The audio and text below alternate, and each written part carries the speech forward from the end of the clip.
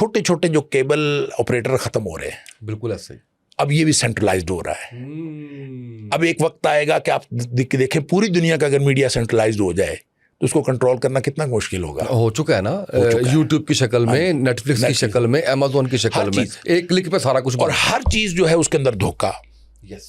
آپ دیکھیں ویڈیو تک جو ہے وہ جعلی آ گئی ہیں، اے آئی جنریٹ. ہاں جی، ہر چیز جو ہے وہ جعلی آ گئی ہے. لہذا یہ دجالی تہذیب ضرور ہے، دجال نہیں ہے. دجال کی معاونت کے لیے یہ ساری تہذیب ہے، لیکن جو دجال ہے وہ بالکل وہ آدم کی اولاد میں سے ہے. اس کا ظہور ہوگا، کسی جگہ جکڑا ہوا ہے، وہ ایک پرسنالٹی ہے. اور اس پرسنالٹی ہونے کا ثبوت اس بات سے بھی دلیل ملتی ہے. اور بھی بہت ساری چیزیں ہیں، لیکن ایک جو حدیث ہے نبی پاک صلی اللہ علیہ وسلم کے دور میں، ایک شخص تھا ابن سیاد، ایک یہودی لڑکا تھا، تو اس پر بھی صحابہ کو شک ہوا کہ یہ دجال ہے. اور نبی کریم صلی اللہ علیہ وسلم پھر اس کو ملنے بھی گئے، اور وہ کھیل رہا تھا. نبی کریم صلی اللہ علیہ وسلم اس کے جا کے پیٹھ پہ ہاتھ مارا، اس کو پتہ چلا کہ نبی کریم صلی اللہ علیہ وسلم آ گئے. تو اس کا نبی کریم صلی اللہ علیہ وسلم نے امتحان بھی لیا. اس کے پاس کچھ لگتا ہے کہ کوئی ایسی چیزیں تھیں، کوئی شیاطین سے رابطہ تھا، کوئی واٹ ایور. کیونکہ نبی کریم صلی اللہ علیہ وسلم فرماتے ہیں آپ نے اس سے کہا کہ تم بتاؤ کہ میں نے کیا سوچا ہے، تو وہ آگے سے دخ دخ دخ کرتا رہا. دخ دخ حدیث کے الفاظ. تو نبی کریم صلی اللہ علیہ وسلم نے فرمایا کہ تو اللہ کا دشمن ہے، تو اس سے آگے نہیں جا سکتا، تیری اتنی اوقات ہے. اچھا، اب بعد میں نبی کریم صلی اللہ علیہ وسلم نے صحابہ کو بتایا کہ میں نے دخان سوچا تھا، دھواں. اب وہ جو بات دخ دخ کر رہا تھا، اس کا مطلب ہے اس کو آئیڈیا تھا، پہنچ رہا تھا. ٹھیک ہے، وہ پہنچ رہا تھا، اور پہنچ رہا تھا، لیکن اس کو سمجھ نہیں آ رہی تھی کہ اصل حقیقت کیا ہے. اب یہ جو سوچی ہوئی بات کی طرف پہنچنا ہے، کس کی رسائی ہے یہاں تک؟ ہم عام طور پہ سمجھتے ہیں، اور میں بھی پہلے یہی سمجھتا تھا کہ اللہ کے علاوہ کوئی نہیں جانتا، لیکن شیاطین جانتے ہیں. شیاطین کی ہمارے خیالات تک رسائی ہے. ان الشیطان یجری من الانسان مجری الدم، نبی پاک صلی اللہ علیہ وسلم کا فرمان ہے کہ شیطان انسان کے اندر یوں گردش کرتا ہے جیسے خون گردش کرتا ہے. تو خون کے ذریعے سارا سسٹم ہے. بالکل ایسا ہی. لہٰذا میڈیکلی بھی جہاں خون پہنچتا ہے تو سوچیں وہاں سے ہی ہے نا. تو اس کا مطلب ہے شیاطین کی اپروچ میں ہے ہماری سوچیں بھی. اسی لیے اگر کوئی جن شیطان آپ کو ڈرا رہا ہو نا، تو جو شخص واقعی اندر سے ڈر جاتا ہے، جن اس کے اوپر حاوی ہو جاتا ہے. اور جو اندر سے ڈرتا نہیں ہے نا، اس کو پتا ہوتا ہے کہ یہ نہیں ڈر رہا میرے سے، اس کا وار خالی گیا. یعنی صرف آپ نہ ڈریں، آپ مضبوط ہو جائیں، تو اس سے بھی اس کی حوصلہ شکنی ہو جاتی ہے، اور وہ کچھ نہیں کر سکتا. اس کو پتا ہوتا ہے کہ یہ ڈر نہیں رہا، یہ اس کا اللہ پر اعتماد. یعنی یہ وہ چیزیں ہیں جس کی طرف ان کی ایکسیس ہے. اس کا مطلب یہ ہے کہ ابن سیاد کو جو کنیکشن تھا کسی شیطان کے ساتھ تھا. اچھا، عجیب بات ہے، مجھے پچھلے دنوں ایک آدمی ملا، بڑا باشرح اور کتاب و سنت پہ چلنے والا اور کتاب و سنت کا کام کرنے والا. اس نے مجھے بتایا میں علاج کرتا ہوں لوگوں کا، ہر طرح کی بیماری کا علاج کرتا ہوں. میں نے کہا کیسے کرتے ہو؟ اس نے مجھے جو طریقہ علاج بتایا، اگرچہ اس کے پاس دلیلیں ساری تھیں، لمبی چوڑی بات ہے، میں صرف ایک اشارہ دینا چاہتا ہوں. علاج جو اس نے کہا کہ میں کرتا ہوں، کہتے میں نے ایک بندہ رکھا ہوا ہے، اس بندے میں جن حاضر کرتا ہوں. میں کچھ پڑھائی کرتا ہوں، اس بندے میں جن حاضر ہوتا ہے، وہ جن حاضر ہو کے مجھے خبریں دیتا ہے کہ اس کو یہ ہے. تشخیص کر دی. وہ تشخیص کہتا ہے میں اس کے ذریعے کرتا ہوں. پھر اس کے ذریعے تشخیص کر کے، یعنی تشخیص کرنے کے لیے مشین رکھی ہوئی ہے ایک آدمی کی صورت میں، جس میں جن ہے، جس میں جن آتا ہے. ٹھیک ہے، اور اس میں جن آتا ہے یا جنات آتے ہیں. گویا ایک سسٹم بنایا ہوا ہے. ایک یہ راقی دم کرنے والا، ایک وہ آدمی جو اس کا ساتھی ہے، جس کے اندر وہ مشین ہے جس کے اندر جن حاضر کیا جاتا ہے. اور پھر وہ جو حاضر کیا وہ جن ہے، اس نے مریض کے بارے میں تشخیص کرنی ہے. تشخیص کے علاوہ علاج بھی اس کے ذریعے کرنا ہے. وہ بتائے گا کہ کیا چاہیے اس کو. نہیں، وہ بتا دے گا کہ پرابلم وہاں ہے. ٹھیک ہے. پھر یہ خود جو دم کرنے والا ہے وہ خود اندازہ کرتا ہے کہ اس کو فلاں چیز کی ضرورت ہے. پھر وہ قرآن کی وہ آیات پڑھے گا، آیات پڑھ کے پھر وہ اس کو دم کرے گا. پھر اس سے پوچھے گا کوئی فرق پڑا وہاں، پھر وہ بتائے گا. اس کا کیا مطلب ہے؟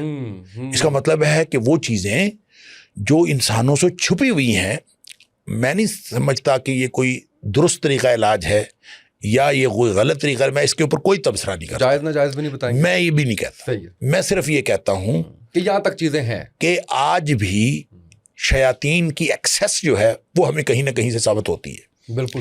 اور نبی کریم صلی اللہ علیہ وسلم نے جو ابن سیاد والا واقعہ ہے وہ بھی یہی بتاتا ہے کہ اس کو کچھ نہ کچھ کنیکشن تھا، اور نبی کریم صلی اللہ علیہ وسلم نے اس کے اندازے کو سن کے آپ نے اس کو گویا ایک ملامتی بات بھی آپ نے فرمائی کہ تو اللہ کا دشمن ہے اور تو اس سے آگے نہیں جا سکتا. گویا شیطان کی بس یہیں تک اپروچ ہے، وہ اندازہ ہی کر سکتا ہے اور اس کے علاوہ نہیں کر سکتا، اس کو ایگزیکٹ علم نہیں آ سکتا. بالکل. اچھا، وہ ابن سیاد کے بارے میں صحابہ کرام کافی حد تک یہ سمجھتے رہے کہ یہ دجال ہے، اور اس میں پھر حضرت ابو سعید خدری رضی اللہ تعالیٰ عنہ کے بارے میں شاید آتا ہے کہ ان کے ساتھ وہ ایک دفعہ حج کے لیے جا رہا تھا، تو اس نے راستے میں حضرت ابو سعید خدری رضی اللہ تعالیٰ عنہ سے باتیں کی ابن سیاد نے.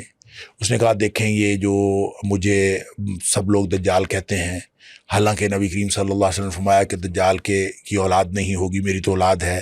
اور پھر نبی پاک صلی اللہ علیہ وسلم نے فرمایا کہ دجال مدینے میں داخل نہیں ہو سکے گا، میں مدینے میں رہتا ہوں، اور مکہ اور مدینہ دونوں میں نہیں جا سکے گا، میں مدینے میں رہتا ہوں، مکہ جا رہا ہوں، تو اس لیے میں دجال کیسے ہو سکتا ہوں. اچھا، یہ باتیں تو ٹھیک ہے. حضرت ابو سعید خدری رضی اللہ عنہ فرماتے ہیں مجھے اور زیادہ ڈر لگا اس سے کہ یہ کہیں دجال ہی نہ ہو، کہ مجھے یہ جو ہے نا وہ یہ سمجھانے کی کوشش کر رہا کہ میں دجال نہیں ہوں. تو بہرحال یہ ان ساری باتوں سے پتہ یہ چلتا ہے کہ اگرچہ ابن سیاد دجال تو نہیں تھا، لیکن اس پر شک کرنا کہ یہ دجال ہو سکتا ہے، اس کا مطلب یہ ہے کہ وہ انسان ہوگا.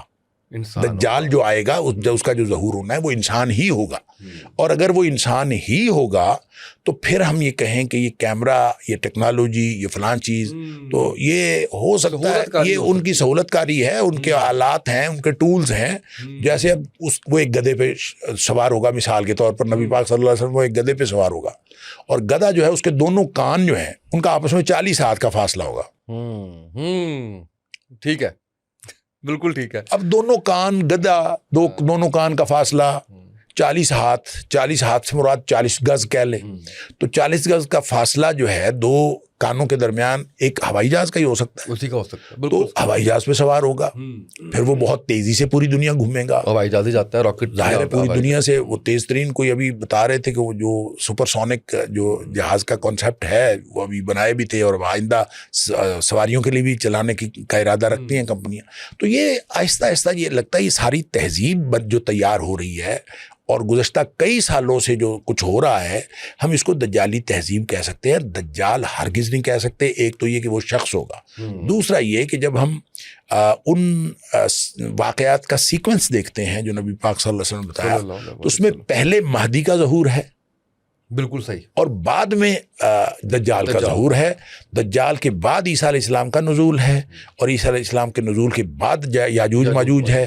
جب یہ سیکوینس بنتا ہے تو اس کا مطلب یہ ہے کہ آج کی جو لڑائیاں ہیں یہ اس کا نقطۂ آغاز ہو سکتے ہیں، یا اسی کا حصہ ہو سکتی ہیں. اس تسلسل کا جو ملحمۃ الکبریٰ ہے جو جاری رہے گا امام مہدی کے آنے کے بعد بھی، اور پھر اس میں اس قدر شہادتیں ہوں گی، کیونکہ نبی کریم صلی اللہ علیہ وسلم نے فرمایا کہ مہدی کے آنے کے بعد خاص طور پہ مسلمان 3 حصوں میں تقسیم ہو جائیں گے. ایک حصہ تو وہ ہوگا 1/3 جنہوں نے امام مہدی کو ماننا ہی نہیں، کیونکہ امام مہدی نے بیعت لینی ہے جہاد پر. تو ہم جیسے لوگ جنہوں نے نہ کبھی جہاد دیکھا، نہ ہمارے قریب سے گزرا، نرم گرم بستروں پہ رہنے والے، نرم گرم گھروں میں رہنے والے، ہم کیوں بیعت کریں گے بھائی اس کی؟ سب سے بڑے جو آرام دہ گھروں میں رہنے والے ہیں نا، یہ بہت بڑا خطرہ ہے. اللہ اکبر. جب تک ہم اپنے بچوں کو رف ٹف کا عادی نہ بنائیں اور ان کو سمجھائیں نہیں کہ اصل جو ہے وہ جو آخری مارکا ہونا ہے اس میں لڑائی لڑنی پڑے گی، لڑائی لڑنی ہے، جہاد کرنا ہے، اور الٹیمیٹلی آپ نے ایک لڑائی لڑنے کی ہی تیاری رکھنی ہے. اگر آپ وہ کریں گے، اگر اس کی پریکٹس ہے تو ٹھیک ہے، نہیں تو پھر ہم تو اپنی طبیعت سے مجبور ہوں گے کہ ہم جا ہی نہیں سکیں گے ان کے ساتھ. لہذا 1/3 وہ نبی پاک صلی اللہ علیہ وسلم ان کا ایمان کے ساتھ کوئی تعلق نہیں ہوگا. یہ 1/3 تو ویسے ہی نکل گئے، باقی رہ گئے 2/3. وہ جو 2/3 ہیں ان میں سے ہاف وہ ان جنگوں میں شہید ہو جائیں گے، اور نبی پاک صلی اللہ علیہ وسلم نے فرمایا کہ وہ روئے زمین کے سب سے بہترین شہداء ہوں گے. اللہ اکبر، سبحان اللہ. اور باقی جو بچ جائیں گے، پھر وہ جو تیسرا حصہ بچے گا وہ ایسے مومن ہوں گے کہ جن کے ایمان کو مزید کسی آزمائش میں نہیں ڈالا جائے گا. ان جو اہل ایمان کے مقابلے میں وہ جو امام مہدی کے ساتھی ہوں گے، ان میں ہی حضرت عیسیٰ علیہ السلام کا نزول ہونا ہے، انہی کا مقابلہ دجال کے ساتھ ہونا ہے. انہی میں وہ صورتحال پیدا ہونی ہے کہ جب آخری مارکا ہوگا، حضرت عیسیٰ علیہ السلام قیادت کریں گے، اور ویسے تو قیادت امام مہدی ہی کر رہے ہوں گے، اور عیسیٰ علیہ السلام جب آئیں گے، اور وہ حدیث میں آتا ہے نماز پڑھنے کا جو معاملہ ہے کہ حضرت عیسیٰ علیہ السلام کو امام مہدی دعوت دیں گے کہ آپ امامت کروائیں، فجر کی نماز کا وقت ہوگا، تو وہ کہیں گے میں امامت نہیں کروا سکتا، وہ آپ حضرت عیسیٰ علیہ السلام نبی کریم صلی اللہ علیہ وسلم کے امتی کی حیثیت سے آئیں گے۔ یہ آج کل بہت ڈیبیٹ چل رہی ہے، پتہ نہیں آپ نے سنا ہے یا نہیں، میں اس پہ تھوڑی بات کرنا چاہوں گا۔ میں نے سنا، کر لیتے ہیں بات۔ تو امتی کی حیثیت سے آئیں گے، لہذا جماعت امام مہدی کرائیں گے، لیکن جہاد کو لیڈ حضرت عیسیٰ علیہ السلام کریں گے۔ بالکل صحیح، ٹھیک۔ اور اس کے میں پھر جب آپ نکلیں گے باہر، ایسے لگتا ہے حدیث کے سیاق سے اور ان کے الفاظ سے کہ مسلمان اس وقت دجال سے اس قدر تنگ آئے ہوئے ہوں گے کہ کسی جگہ محصور ہوں گے، صحیح، مسلمان قلعہ بند ہوں گے اور پریشان ہوں گے۔ اس پریشانی میں جب وہ آئیں گے حضرت عیسیٰ علیہ السلام، تو بعض حدیث میں یہ الفاظ بھی ہیں دروازہ کھولا جائے گا، ٹھیک ہے، جب دروازہ کھولا جائے گا تو دجال اپنے 70,000 ساتھیوں کے ساتھ سامنے ہوگا، یعنی جب مسلمان باہر آئیں گے حضرت عیسیٰ علیہ السلام، لیکن اس وقت دجال تو کھڑا ہوگا تیاری کر کے مقابلہ کرنے کی، لیکن اس وقت وہ اپنا سارا کچھ کر چکا ہوگا جو اس نے کرنا تھا، پوری دنیا میں گھوم پھر رہا کر چکا ہوگا۔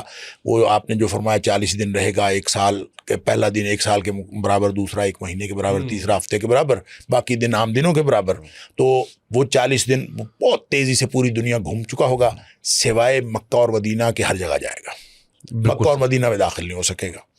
اچھا، وہ جب بھی وہ وہاں جائے گا تو آگے سے اس کو فرشتے جو ہیں وہ کھڑے ہوں گے مدینہ اور مکہ کے ارد گرد، وہ اس کو داخل نہیں ہونے دیں گے۔ وہاں وہ کھڑا ہوگا، یہ دمشق کی مسجد کی بات ہے، تو وہ کھڑا ہوگا تیاری کر کے، لڑائی لڑنی اس نے، لیکن حضرت عیسیٰ علیہ السلام کو دیکھتے ہی وہ یوں پگھلنے لگے گا جیسے نمک پانی میں پگھلنے شروع ہو جاتا ہے، پھر وہ بھاگے گا، یعنی کمزور ہو جائے گا، اس کی صلاحیتیں جواب دی جائیں گی، تو پھر وہ بھاگے گا۔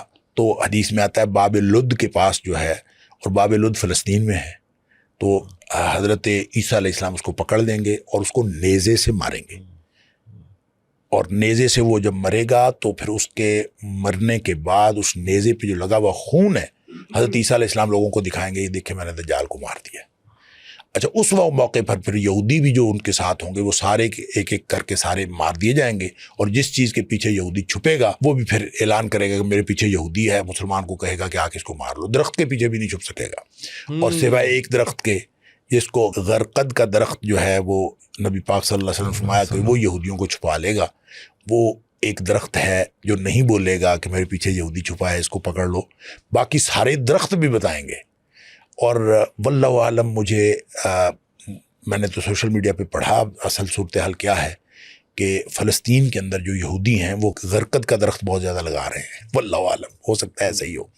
تو یہ ساری چیزیں اس طرح سے کنیکٹ ہوتی ہیں، لیکن سیکوینس کے اعتبار سے آج جو دور بن رہا ہے، مجھے نہیں پتا کہ 1 دہائی باقی ہے یا کئی دہائیاں باقی ہیں یا صدیاں باقی ہیں، لیکن دور اور حالات امام مہدی کے ظہور کے ہیں۔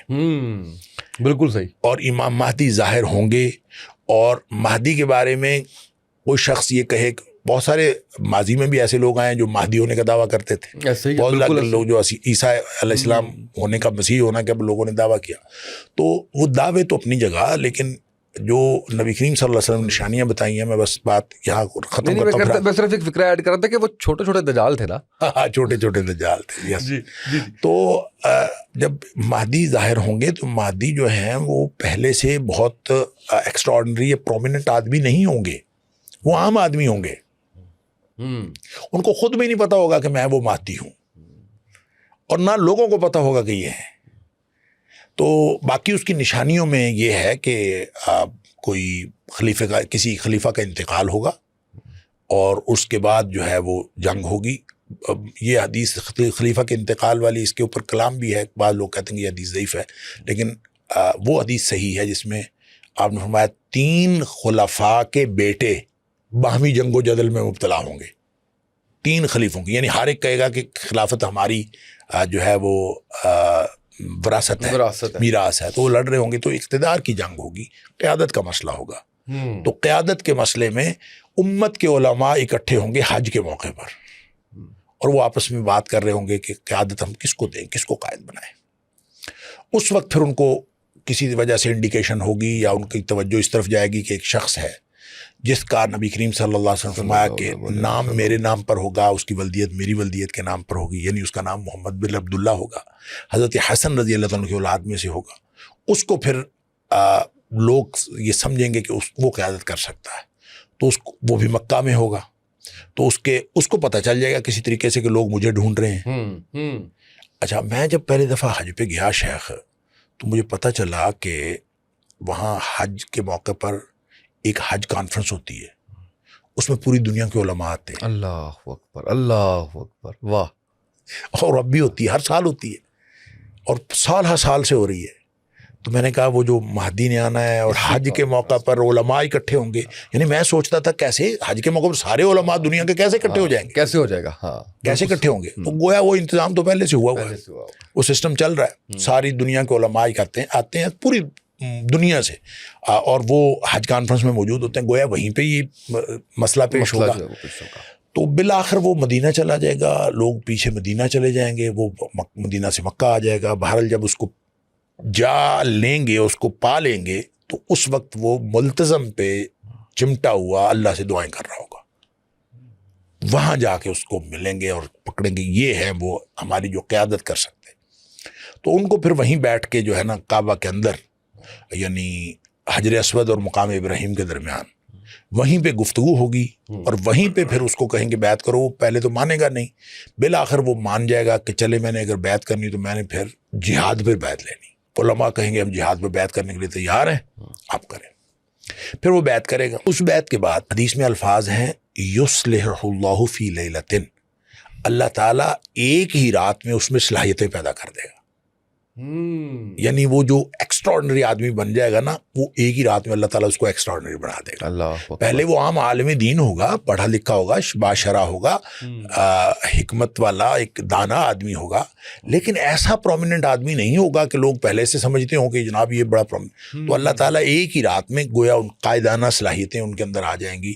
یصلح اللہ فی لیلۃ، اللہ تعالیٰ ایک ہی رات میں ان میں صلاحیتیں پیدا کر دیں گے، تو پھر وہ قیادت کریں گے، اس کے بعد جنگ ہوگی اور پھر باقی جو تفصیلات ہیں۔ میں چھوٹی سی ایک چیز صرف تصحیح کے لیے کہ حضرت عیسیٰ علیہ السلام جو ہے ان کے نبی کے ٹائٹل کے اوپر بحث چل رہی ہے، ان کو نبی پاک صلی اللہ علیہ وسلم کے امتی ہونے کی بات چل رہی ہے، اور جو دوسری طرف کے لوگ ہیں وہ کہہ رہے ہیں کہ ختم نبوت صلی اللہ علیہ وآلہ وسلم، اس کے اوپر کویسچن آ جائے گا، یعنی آ رہا ہے جو آپ گفتگو کر رہے ہیں۔ تو میں تھوڑا سا ذرا یہ چاہ رہا ہوں کہ ہم کوئی ایسی اختلافی بات تو بالکل آپ سے نہیں چاہیں گے کہ آپ سے ہم اس طرح سے پوچھیں یا کریں، لیکن تھوڑا سا اس میں مزید کلیئرٹی چاہ رہا ہوں کہ نبی پاک صلی اللہ علیہ وآلہ وسلم اللہ کے آخری نبی ہیں، اس میں کوئی دو رائے نہیں ہے۔ تھوڑا سا ان کے حضرت عیسیٰ علیہ السلام کے ٹائٹل کے بارے میں کہ وہ نبی ہیں، اللہ کے سیکنڈ ان کمانڈ ہیں، اس حوالے سے تھوڑی سی اگر آپ گفتگو کر کے رہنمائی فرما دیں۔ اصل میں حضرت عیسیٰ علیہ السلام نبی تھے، صحیح، ٹھیک، بالکل صحیح۔ ان کے بعد نبی اکرم صلی اللہ علیہ وآلہ وسلم تشریف لا چکے، ٹھیک ہے، اور سورہ آل عمران کی آیت نمبر 81 کے مطابق اس پورے سیکوینس کا وعدہ اللہ نے سارے نبیوں سے لے لیا تھا کہ جب کوئی نبی آئے گا میں اس کو دیتا جاؤں گا، نبوت بھی دوں گا، اس کو حکمت بھی دوں گا، اور پھر ایک نبی آئے گا آخر پہ، تو تم سب نے پھر اس کی مدد کرنی ہے، اللہ اکبر، اور اس پر ایمان لانا ہے۔ واہ واہ، اچھا، سب نے اس پر ایمان لانا ہے۔ پھر اللہ تعالیٰ نے یہ کہہ کے پھر اللہ تعالیٰ نے پوچھا کہ اقرار کرتے ہو؟ تو سب نے کہا ہم اقرار کرتے ہیں۔ یہ اللہ تعالیٰ نے سارے نبیوں سے پہلے سے وعدہ لے لیا ہوا ہے۔ بالکل صحیح۔ اب جو بھی نبی آئے گا وہ نبی کریم صلی اللہ علیہ وآلہ وسلم کی پیروی میں آئے گا۔ بالکل۔ حضرت عمر فاروق رضی اللہ تعالیٰ عنہ کے ہاتھ میں تورات کا ٹکڑا تھا، ایسے ہی دیکھ رہے تھے اس کو۔ نبی کریم صلی اللہ علیہ وسلم نے پوچھا عمر کیا پڑھ رہے ہو؟ تو عرض کیا تورات کا ٹکڑا ہے۔ نبی کریم صلی اللہ علیہ وسلم کے چہرہ سرخ ہو گیا، آپ نے فرمایا تم تورات پڑھ رہے ہو؟ خود موسیٰ علیہ السلام بھی آ جائیں تو میری پیروی کے بغیر ان کی نجات بھی نہیں ہوگی۔ بالکل صحیح۔ اب یہ سیکوینس یہ ہے، میں سمجھ رہا ہوں۔ اب جو رسالت ہے نبی پاک صلی اللہ علیہ وسلم کی، وہ رسالت کسی ایک جگہ نہیں ہے۔ دیکھیں کہیں اللہ نے قرآن میں فرمایا تبارک الذی نزل الفرقان علی عبدہ لیکون للعالمین نذیرا، سارے عالمین کا، وما ارسلناک الا رحمۃ للعالمین، تمام جہانوں کا۔ کہیں فرمایا کہ وما ارسلناک الا کافۃ للناس، سارے انسانوں کے لیے ہم نے آپ کو بنایا۔ مختلف الفاظ میں اللہ کریم نے نبی کریم صلی اللہ علیہ وسلم کی جو نبوت ہے اس کی جامعیت اور اس کی عالمگیریت کو بیان فرمایا. اس سب کا خلاصہ جو ہے میں یہ سمجھتا ہوں ایک خلاصہ نبی کریم صلی اللہ علیہ وسلم کی حدیث میں ہمیں ملتا ہے. جو مسلم شریف کی حدیث ہے تو آپ نے فرمایا فضلت علی الانبیاء بست، مجھے باقی نبیوں پر 6 باتوں میں فضیلت دی گئی ہے. ویسے تو نبی پاک صلی اللہ علیہ وسلم کی فضیلتیں کئی ہیں لیکن اس حدیث میں 6 باتوں کا ذکر ہے. ان 6 باتوں میں سے ایک بات یہ آپ نے فرمائی ارسلت الی الخلق کافہ، مجھے ساری مخلوق کا رسول بنا کے بھیجا گیا ہے.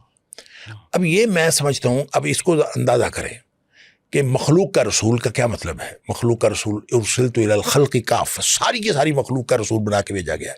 اس کا مطلب یہ ہے کہ خالق صرف اللہ کی ذات ہے، بے شک، باقی ساری کائنات مخلوق ہے. بے شک. ایک اللہ کی ذات کو چھوڑ کر باقی ہر جگہ اور ہر چیز کے نبی اکرم صلی اللہ علیہ وسلم، جس کو ہم زمین پہ رہنے والے جانتے ہیں یا نہیں جانتے یا نہیں پتا ہمیں سارا سب کے رسول. اب نبی پاک صلی اللہ علیہ وسلم کی رسالت جو ہے وہ ہر اعتبار سے، اب دنیا کا کوئی کونا بچتا ہے یا کائنات کا کوئی کونا بچتا ہے، زمین آسمان میں کوئی ایسی جگہ بچتی ہے تو پھر تو ہم کہیں گے کسی اور نبی کا امکان ہے. تو جب جگہ ہی کوئی نہیں بچتی تو سوال ہی ختم ہو تو اب تو صرف نبوت اور رسالت نبی کریم صلی اللہ علیہ وسلم کی چلنی ہے. اس کے علاوہ نہ کسی نے آنا ہے، اور اگر کوئی آئے گا اور حضرت عیسیٰ علیہ السلام کو آنا کیوں ہے؟ اب یہ بہت بڑا سوال ہے کہ آخر کیوں آنا ہے. بھائی دنیا میں سب سے بڑے فتنے باز جو قوم ہے یہودی، انہوں نے اپنے تئیں یہ کہا کہ ہم نے عیسیٰ علیہ السلام کو قتل کر دیا ہے. قرآن کہتا ہے نہیں کیا، وہ کہتے ہیں کیا ہے. تو پھر ان کو بتانا ہے نا کہ نہیں کیا، ان کو دکھانا ہے نا کہ نہیں کیا. بالکل ایسے قرآن کہتا ہے وما قتلوہ یقینا، یقینی بات ہے کہ انہوں نے نہیں کیا. کہیں فرمایا ولیکن شبہ لہم، پہلے فرمایا کہ ان کے اوپر ان کو شبہ پڑ گیا، قتل نہیں. اچھا اندازہ کریں، خود عیسائی کہتے ہیں کہ قتل کیا تھا. اچھا بعد میں وہ زندہ ہوئے، بعد میں آسمانوں پہ گئے. اگرچہ متفق ہیں اس بات پہ کہ مسلمانوں کے ساتھ کہ عیسیٰ علیہ السلام نے دوبارہ آنا ہے، لیکن وہ حضرت عیسیٰ علیہ السلام کے صلیب چڑھ جانے پر وہ ان کے ساتھ متفق ہیں یہودیوں کے ساتھ کہ واقعی قتل کر دیا تھا. اللہ فرماتا ہے قتل نہیں کیا. اب لوگوں کو یہ بتانے کے لیے اور کہ اللہ کا قرآن سچا ہے، حضرت عیسیٰ علیہ السلام کا نزول ویسے ہی ضروری ہے. بالکل صحیح. لہذا عیسیٰ علیہ السلام آئیں گے، اور پھر اللہ تعالیٰ نے یہ بھی فرمایا ہے کہ حضرت عیسیٰ علیہ السلام پر جتنے بھی عیسیٰ علیہ السلام کو ماننے والے یہ اپنی موت سے پہلے عیسیٰ علیہ السلام پر ایمان ضرور لائیں گے. اب عیسیٰ کو ماننے والے کون ہیں؟ جب عیسیٰ علیہ السلام تشریف لائیں گے تو جو عیسیٰ کو ماننے والے ہیں پھر عیسیٰ کے ساتھ ہوں گے. ٹھیک ہے. جب عیسیٰ علیہ السلام ان کو کہیں گے کہ نبی پاک صلی اللہ علیہ وسلم کو امتی بننا ہے، وہ سارے ایمان لے آئیں گے. تو یہ ہے اصل میں وہ حکمت، قرآنی حکمت کہ حضرت عیسیٰ علیہ السلام کا نزول ضروری ہے، کہ وہ بات کہ جن کے بارے میں قرآن کو وہ جھٹلاتے ہیں کہ وہ کہتے ہیں کہ حضرت عیسیٰ علیہ السلام کو ہم نے قتل کر دیا، وہ کہتے ہیں قتل کر دیا تھا پھر اٹھا لیا. اللہ تعالیٰ نے بتانا ہے کہ کوئی کسی نے قتل نہیں کیا. اللہ تعالیٰ نے قرآن میں فیصلے تو بتا دیا ہوا ہے، اور اس کی عملی شکل اس وقت ہوگی جب عیسیٰ علیہ السلام آئیں گے. اور نبی کریم صلی اللہ علیہ وسلم نے یہی فرمایا عیسیٰ علیہ السلام قرب قیامت نازل ہوں گے اور خنزیر کو قتل کریں گے، صلیب توڑیں گے. یعنی عیسیٰ علیہ السلام کے نام پر صلیب، ساری کی ساری جو ہر لوگوں نے صلیب کا تماشا بنایا ہوا ہے، تو یہ سب ختم ہو جائے گی. اور جتنے عقائد ہیں یہ ساری صلیب توڑ دینے کا مطلب یہ ہے کہ عیسیٰ علیہ السلام کے نام پر جو صلیب کا مذہب ہے یہ سارا ختم ہو جائے گا. ٹھیک ہے. اور سارے ایمان لے آئیں گے، اور پھر وہ حضرت عیسیٰ علیہ السلام کے ساتھی جتنے بھی ہوں گے پھر یہودیوں کے ساتھ فائنل مقابلہ ہوگا، اور یہودیوں کا جو مسیح جس کو وہ انتظار کرے وہ دجال ہوگا، اور یوں لڑائی کے بعد یہ معاملہ. لہٰذا حضرت عیسیٰ علیہ السلام کا جو نزول ہے، نہ وہ نبی اکرم صلی اللہ علیہ وسلم کی نبوت و رسالت کے اوپر کسی طرح کا بھی کوئی نقصان پہنچاتا ہے، نہ اس کا اس بات سے تعلق ہے، وہ امتی کی حیثیت ہے. بالکل صحیح ہے. اچھا سر، ہونا تو یہ چاہیے تھا کہ ہم ان کو کنٹینیوٹی میں یاجوج ماجوج تک لے کے جاتے واقعات کو، لیکن ہم آلریڈی آپ کا اتنا قیمتی وقت لے چکے ہیں، اور آپ سے گزارش یہی کریں گے کہ ضرور ہمیں ٹائم جو ہے وہ دیجیے گا دوبارہ. میں تھوڑا سا اینڈ پہ یہ جاننا چاہ رہا ہوں کہ ہم نہیں جانتے کہ یہ ٹیکنالوجی جس کے اوپر ہم بیٹھے ہوئے ہیں یہ آگے کتنے سال چلتی ہے، ہماری کتنی نسلیں دیکھتی ہیں، نہیں دیکھتی، یہ تباہ ہو جاتا ہے، لیکن یہ آج یہ ساری سچویشن بن جاتی ہے. کرنے کے کام ہماری یوتھ کے لیے، بچنے کے کام اس فتنے کے لیے، وہ ضرور گائیڈ کیجیے. ایک میدان ہے جس میں جنگ ہو رہی ہے، اور اس جنگ میں جو آپ کا دشمن ہے وہ پورے اسلحے سے لیس ہے، اور آپ کے پاس وہ اسلحہ نہیں ہے. جس اسلحے سے وہ لڑ رہا ہے وہ آپ کے پاس وہ نہیں ہے.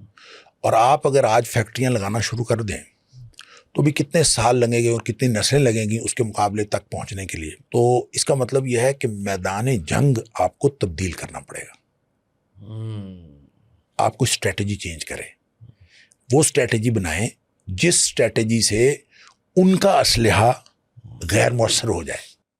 واہ واہ, بالکل صحیح. میدان کوئی ایسا منتخب کرے, کوئی ایسی جگہ منتخب کرے, وہاں سے ہٹ جائے, کچھ کرے, کوئی ایسی بات کرے. وہ کیا ہو سکتی ہے؟ اللہ اکبر. نبی کریم صلی اللہ علیہ وسلم فرمایا جس شخص نے سورہ کہف کی پہلی 10 آیات یاد کر لی اس کو اللہ دجال کے فتنے سے محفوظ رکھے گا. نبی کریم صلی اللہ علیہ وسلم نے ایک حدیث میں فرمایا کہ جو شخص کہف سورہ کہف پڑھتا ہے وہ دجال کے فتنے سے محفوظ رہے گا. ایک جگہ آپ نے فرمایا کہ جس شخص کو دجال کا سامنا ہو جائے وہ سورۃ الکہف کی پہلی 10 آیات پڑھ کے اس کے اوپر پھونکے. بالکل صحیح. اور اس کو یہ کافی ہو جائیں گی. اچھا, اس کا مطلب یہ ہوا کہ پہلی 10 آیات کے ساتھ کوئی خاص بات ہے. اس میں کیا بات ہے؟ یہ 10 آیات جہاں ختم ہوتی ہیں نا, جب ویسے تو نبی کریم صلی اللہ علیہ وسلم نے بہت ساری اسٹریٹجیز بتائیں.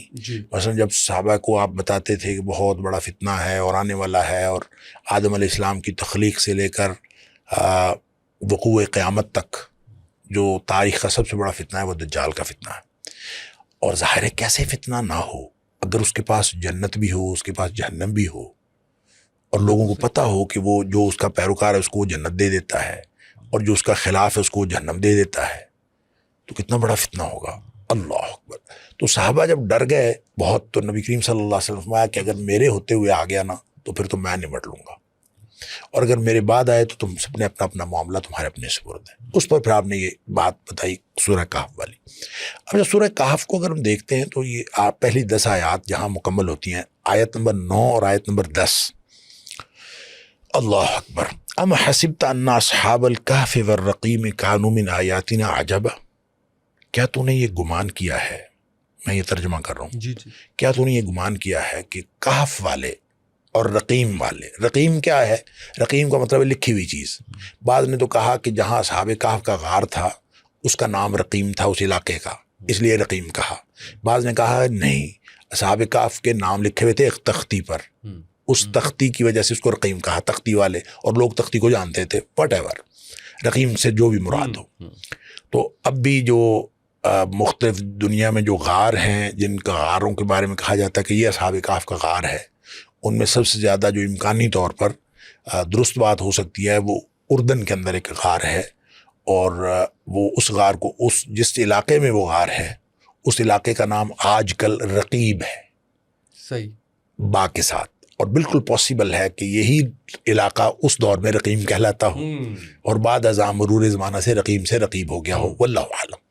اور علامہ ابن کثیر نے بھی جتنی نشانیاں اصحاب کہف کے غار کی لکھی ہیں وہ کوئی تقریباً اس غار کے اوپر پوری ہوتی ہیں, اور قرآن میں بھی جتنی چیزیں آتی ہیں. تو میں نے وہ غار وزٹ بھی کیا ہے, میں نے خود دیکھا ہے وہ غار, اور میں کچھ دن یعنی ایک سے زیادہ دفعہ وہاں گیا ہوں. تو وہ لگتا ایسے ہی ہے کہ وہی بات ہوگی جو قرآن نے جس طرح کی منظر کشی کی ہے. تو بات اصل میں یہ ہے کہ قرآن یہ کہتا ہے کیا تو یہ سمجھتا ہے, ام حسبتا, کیا تو نے یہ گمان کیا ہے, ان اصحاب الکہف والرقیم, کہ یہ جو کہف والے تھے غار والے, کانوا من آیاتنا عجبا, یہ صرف ہماری ایک عجیب نشانی تھی. کیا تو یہ سمجھتا ہے کہ عجیب نشانی تھی؟ اب اس سوال کا کیا مطلب ہے؟ یہ سوال ہے, کیا تو یہ سمجھتا ہے کہ عجیب نشانی تھی؟ مطلب یہ ہے کہ یہ صرف نشانی نہیں تھی, یہ ایک اسٹریٹجی تھی. یہ اسٹریٹجی تھی, اس لیے سورہ کہف کو خاص جوڑا ہے. مادیت اور روحانیت کی کشمکش میں یہ سورہ کہف عمومی طور پر اور پہلی 10 آیات خصوصی طور پر یہ ایک اسٹریٹجی ہے. بہت بڑی بات کہ جب مادہ جو ہے وہ اپنی پوری ٹیکنالوجی کے ساتھ پورے اپنے کیل کانٹے سے لیس آپ کے اوپر چڑھ دوڑ رہا ہو تو آپ اس کا مقابلہ مادے سے نہیں کر سکتے, آپ روحانیت سے کر سکتے ہیں, آپ ایمان سے کر سکتے ہیں. ہوا کیا, اذ ابى الفتية الى الكهف فقالوا ربنا آتنا من لدنک رحمہ وہیئ لنا من امرنا رشدا، یہ 10ویں آیت ہے۔ اس وقت جب وہ جوان جو تھے غار کی طرف آ گئے، اور غار کی طرف آ کے انہوں نے پھر اللہ سے بات کی کہ یا اللہ تو ہم اپنی جناب سے ہمیں رحمت عطا فرما دے، اور رحمت کا مطلب ہوتا ہے لپیٹ لینا، تو اپنے جناب سے ہمیں لپیٹ لے اور رحمت کر دے ہمارے اوپر، وہیئ لنا من امرنا رشدا، اور ہمارے معاملے میں ہمیں سیدھا رستہ خود ہی مہیا کر کہ کدھر جانا ہے کدھر نہیں جانا۔ اس کا مطلب ہے ایمان محفوظ کرنے کے لیے وہ لوگ غار کی طرف گئے تھے، اور آگے اللہ تعالیٰ فرماتا ہے، تھوڑا سا آگے وضاحت ہوتی ہے کہ انہم فتیۃ آمنوا، وہ چند نوجوان تھے جو ایمان کا اظہار انہوں نے کیا تھا، ایمان ہی تو لائے تھے، اور ایمان لائے تھے پر ایمان کو محفوظ کرنے کے لیے غار میں چلے گئے تھے۔ اس کا مطلب یہ ہے کہ دجال کے فتنے سے وہ بچے گا جو اپنے ایمان کو محفوظ بنا لے گا۔ جس نے ایمان کو محفوظ بنا لیا، ایمان جتنا مضبوط ہوگا اتنا زیادہ دجال کے فتنے سے بچا جا سکے گا۔ حدیث میں آتا ہے کہ ایک نوجوان کو وہ پکڑے گا اور پکڑ کے اس کو قتل کر دے گا، یوں اس کے 2 ٹکڑے کر دے گا، اس کا ایک ٹکڑا دور دوسرا ٹکڑا دور، درمیان میں چلے گا کہ یہ دیکھیں میں نے اس کو مار دیا۔ پھر وہ اس کو حکم دے گا کہ جڑ جاؤ، وہ جڑ جائے گا۔ جڑنے کے بعد پھر اس سے گفتگو کرے گا دجال، اور وہ نوجوان کہے گا کہ اب تو مجھے پہلے سے زیادہ یقین ہو گیا کہ تو ہی دجال ہے۔ اللہ اکبر۔ اب اس کا مطلب ہے جس کے پاس ایمان مضبوط ہوگا وہی کہے گا، وہ تو اتنا بڑے وار بھی خالی گیا، اور وہ کہے گا مجھے اب دوبارہ پھر یہ کہے گا میں تجھے پھر قتل کرتا ہوں۔ تو نبی کریم صلی اللہ علیہ وسلم پھر دوبارہ اس کو قتل کرنا چاہے گا تو اللہ تعالیٰ اس کے سر سے لے کر پاؤں تک پورے جسم کو پیتل کا بنا دے گا، وہ اس کو قتل نہیں کر سکے گا، یعنی پہلی دفعہ قتل کر لے گا۔ اچھا، ایمان ایسا ہونا چاہیے کہ آپ کو دجال کا کوئی جو دیکھیں، وہ حضرت امام غزالی علیہ رحمہ کا غالباً قول ہے، وہ کہا کرتے تھے کہ اللہ مجھے ایسا ایمان عطا کر جو کسی معجزے کو دیکھ کر بھی متزلزل نہ ہو۔ بہت خوب، بہت خوب، مطلب کوئی خارق عادت قسم کی بات ہو، مجھے میرے ایمان کو کچھ نہ ہو، واہ واہ واہ، ایسے ایمان کی ضرورت ہے۔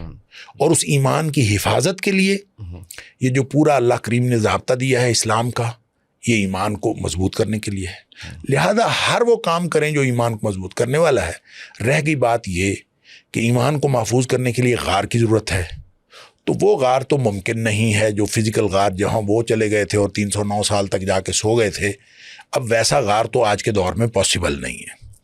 آج کے دور میں جو غار پاسبل ہے وہ ورچوئل غار ہے، اور وہ ایمان کا غار ہے کہ آپ کسی سے بھی تعلق رکھیں، آپ انفرادی طور پر اپنے سارے معاملات کی بیس بنائیں ایمان، اور پھر آپ کسی سے تعلق رکھیں ایمان کی بنیاد پر، آپ دوستی کریں ایمان کی بنیاد پر، رشتہ داری کریں ایمان کی بنیاد پر، لوگوں سے تعلق رکھیں ایمان کی بنیاد پر، لوگوں سے گفتگو کریں، محبت رکھیں، سب کچھ ایمان کی بنیاد پر۔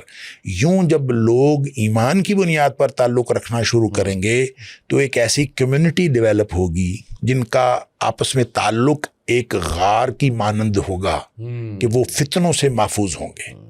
ہمارے ایک استاد گرامی کہا کرتے تھے کہ میں تو کسی سے فروٹ بھی خریدنا ہو نا تو میں پہلے دیکھتا ہوں کہ کس کی شکل ایمان والوں کی شکل سے ملتی جلتی ہے، تو میں اس سے لیتا ہوں تاکہ میرا فروٹ خریدنا بھی ایمان کا عمل قرار پائے۔ اور ہر چیز کو ہم ایمان کی بنیاد پر جوڑیں گے تو پھر وہ کمیونٹی پیدا ہوگی جس کو اللہ تعالیٰ نے دجال کے فتنے سے بھی محفوظ رکھنا ہے۔ اب جتنا زیادہ ایمان کے ساتھ جڑتے جائیں گے اتنا زیادہ ہم محفوظ ہوتے جائیں گے۔ بہت شکریہ، جزاک اللہ، اللہ آپ کو جزائے خیر دے، اتنے اچھے سے آپ نے جو ہے وہ ہمیں چیزیں سمجھائیں۔ تشنگی ہماری باقی ہے، آپ کو پھر سے بھی ریکویسٹ کریں گے۔ ناظرین، میرے لیے ٹیک ہوم بہت کچھ تھا، اس میں آن کیمرہ آف کیمرہ جتنی بھی گفتگو ہوئی اس میں تو بہت سی لرننگ ہوئی۔ میں یہ نہیں کہہ سکتا کہ سب سے بڑی لرننگ یہ تھی، لیکن ایک چیز میں ضرور بتانا چاہوں گا کہ ہم جو اسرائیلی پروڈکٹس استعمال کر رہے ہیں صرف ان کو ہم اس نیت سے چھوڑ دیں کہ یہ مسلمانوں پہ جو ہے وہ ظلم و ستم کر رہے ہیں تو اللہ اس کو قبول کر لے۔ یہ بھی ہمارے ایک ایمان کی آپ سمجھ لیجئے کہ مضبوطی ہے جو میں نے حضرت سے جو ہے وہ سیکھا ہے، لرن کیا یہ والی چیز کہ ہم جتنے چھوٹے چھوٹے ہمارے جسٹر چیزیں جو ہے وہ بھی انشاءاللہ کوشش شروع کر دیجئے، باقی اللہ سے دعا کیجئے توفیق دے کہ اللہ ہمیں مکمل ایمان والا بنائے۔ آج کے اس پوڈ کاسٹ سے، اس نشست سے اتنا ہی اجازت دیجئے، اللہ حافظ۔